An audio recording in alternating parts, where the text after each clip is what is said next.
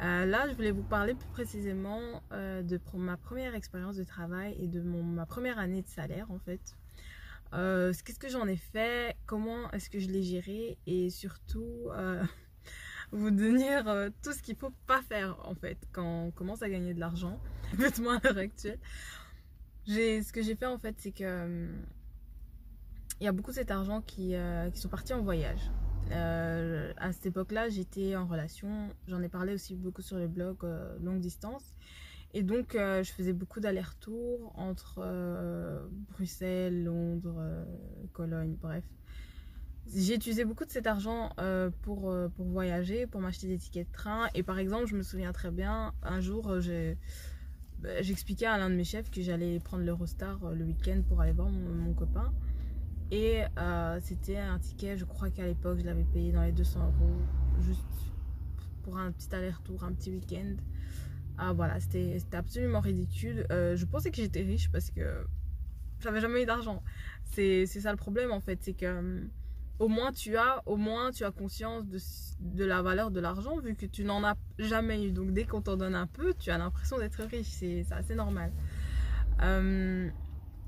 Donc voilà, et puis après, voilà, la relation devenant de plus en plus sérieuse. Et vu que j'avais pas d'appartement, je vivais toujours chez mes parents, il y avait beaucoup voilà, d'hôtels à acheter, beaucoup d'allers-retours, parfois des restaurants. Enfin, j'ai investi énormément d'argent dans ce mec. qui, est qui est la seconde grosse erreur, c'est de vraiment, voilà, à moins que vous êtes marié, à moins que ça ait vraiment un sens, il n'y a pas de raison en fait d'investir autant d'argent dans une personne que vous aimez. Vous ne savez pas s'il y aura un retour sur investissement et surtout est-ce que c'est vraiment nécessaire. Je pense que dans la grande majorité des cas ça ne l'est pas. Donc ouais, je pense que c'est ça. Pour être tout à fait honnête, je suis aussi beaucoup sortie à cette époque-là. Je pense que j'ai aussi un peu voyagé, mais honnêtement, il n'y a rien de concret ou de tangible. Donc, quand on passe de si peu à autant, donc quand on a un salaire par exemple de 1500 euros, on a l'impression d'être riche. J'ai quand même pu me claquer tout mon argent en quelques mois, quoi. Parce que je me rendais pas compte de tout ça. Ça fait 1 an et demi. Ça fait 1 an et demi que je mets de côté. J'ai l'impression que ça fait toute ma vie déjà. Tellement c'est compliqué. Mais voilà, au moins je me suis rendu compte de tout ça. Vaut mieux tard que jamais.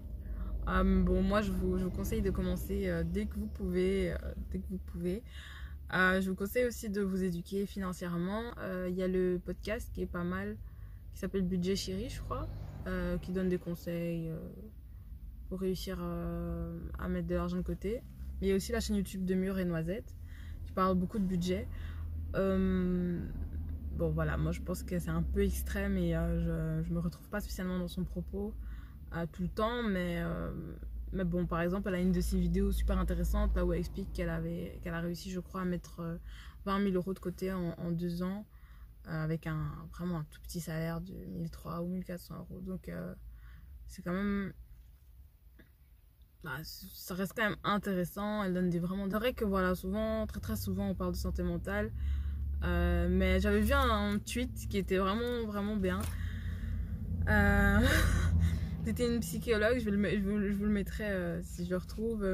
Donc c'était une psychologue qui disait en tant que psy, même si j'entends souvent que les gens doivent faire une thérapie et qu'ils doivent travailler sur leur trauma, je pense que la chose la plus importante, pour les gens, c'est d'avoir un job, d'avoir de l'argent, et d'avoir un toit, d'avoir juste de ce dont ils ont besoin pour survivre, et puis après le reste peut suivre. Donc c'est clair que c'est bien beau de parler de thérapie, de santé mentale, de psychologie positive, mais si la base elle est pas réglée, donc les besoins fondamentaux, les besoins primaires sont pas comblés, ça sert à rien, quoi.